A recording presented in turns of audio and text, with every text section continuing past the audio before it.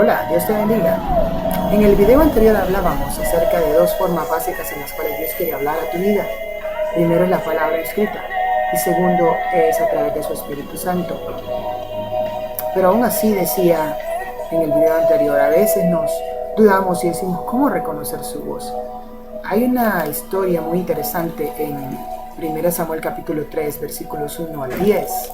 Estoy hablando del llamado de Samuel. Samuel era un niño, un joven, no sé exactamente qué edad tenía. A veces algunos piensan que Dios no le puede hablar a un niño. La Biblia nos dice lo contrario. Y él estaba prácticamente viviendo en el templo.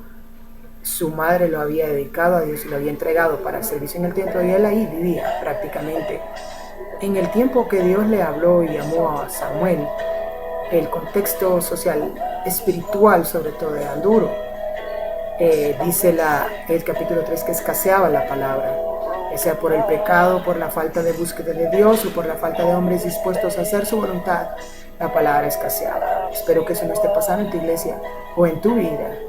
Que la palabra de Dios sea muy escasa por causa del pecado, porque no se busca a Dios o porque no se está dispuesto a hacer su voluntad. También dice que la palabra de Dios escaseaba y dice que este tiempo era antes que la lámpara de Dios se apagara. La lámpara de Dios estaba por apagarse, por extinguirse. La lámpara es figura de la presencia de Dios. Pero dice que Dios habló antes que la lámpara se apagara. Es decir, Dios siempre te va a hablar, te va a advertir antes de que algo terrible suceda. Cuando vas por un mal camino, Dios siempre te va a advertir. Así que debes estar atento. En este contexto, Samuel servía a Dios, pero aún no lo conocía. Es decir, eso dice el capítulo 3, Samuel servía pero no conocía aún a Dios.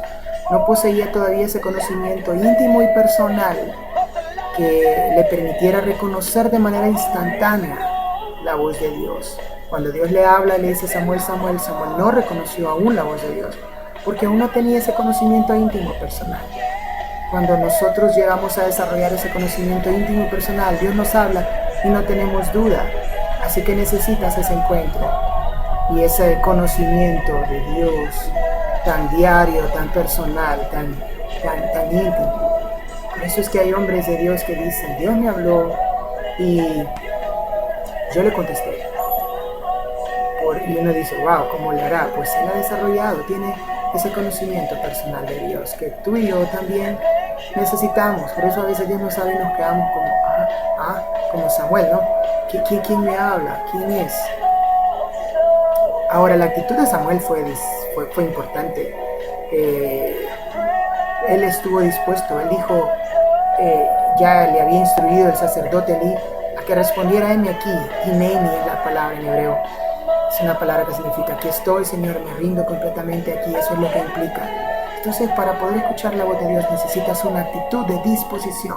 Estar dispuesto a escuchar su voz y hacer su voluntad. Salmo 25 nos dice y nos enseña que debemos confiar en Él, esperar en Él. Y esperar toma tiempo a veces. Requiere tiempo para estar en la presencia de Dios. Una actitud de arrepentimiento, de humildad, de temor y de reverencia.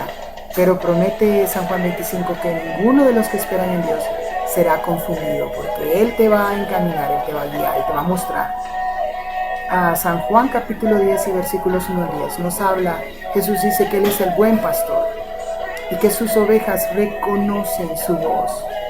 ¿Por qué? Porque tienen una relación diaria con el pastor, andan con el pastor todos los días, escuchan su voz, lo conocen. Para entender el lenguaje divino, es decir, el idioma de Dios, es necesario desarrollar una relación pastor-oveja con Él, andar diariamente con Él, ir donde Él te lleva, depender totalmente, una dependencia total de Dios. La voz de Dios es dulce, dice, las ovejas escuchan su voz. Aun cuando nos exhorta, aun cuando nos reprende, la voz del Señor es dulce. Toca tu corazón. En mi vida, en algunas ocasiones Dios ha hablado a mi corazón, me ha hablado acerca de buscarlo, me ha dicho que Él quiere estar conmigo, Él te anhela, Él quiere pasar tiempo contigo.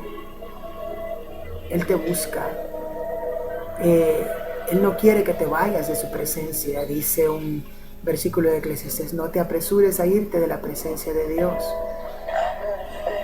Él quiere que pasemos tiempo con Él. ¿Pero en qué pasamos nuestro tiempo?